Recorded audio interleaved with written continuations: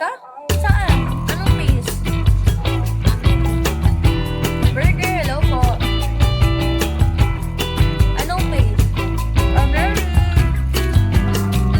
Hello po, Ken. Anong place? Yan yung ano niya. Yung ano niya. Anong ano yan? Zen, hello po. Inspire. May ano nagtaga ako. May ano kahapon.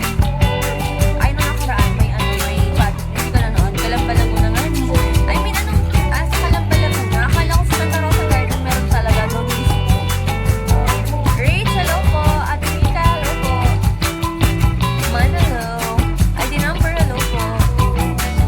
Ano ba tayo? Sobrang sakit na nang nalimunan ko. Alam niyo, kahit sa personal, yung ano ko, yung puhunan ko talaga, bakit yung communication, pag mag-socialize, ganun. Kasi sobrang ano na nang nalimunan ko, sakit na. Kahit dito sa ano, sa PU, entertainment pa din, entertainment. Kaya yung boses natin, papaus na papaus. Nakakaibigan mo na. Talaga ba? Kaibigan mo na. Ilang months ka rin nawala here, right?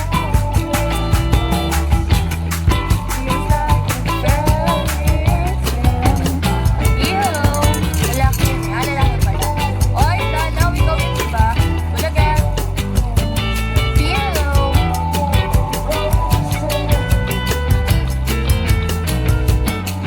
Lalaw, kumusta?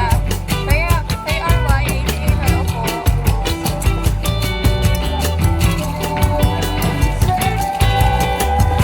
Oy, pwede naman no? Marami na akong friend eh. Alam mo, marami na akong friend na ano, mga bot na sila yung nagkakaano. Wala yung nagkakagustuhan ganun.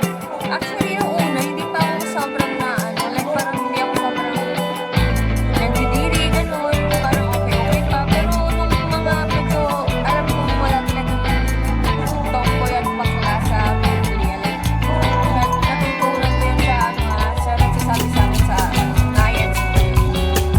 Yung natutunan ko yun, parang, ewan ko, parang na ano ko na, parang siya yung mga na kinito ganyan. Parang kinito ko, pero hindi ako putol. Kinito ko lang. Yun mo ko sa Indian college. Yung prime ano lang. Si Ate Ange. Si Ate Ange. Kailan ko yun si Ate Ange. Ayun, sino pala yun? Legit. Sinong Angela ba? Wait lang. Prime Penguin si Ate Ange kasi Prime Penguin yun eh. Ange ba?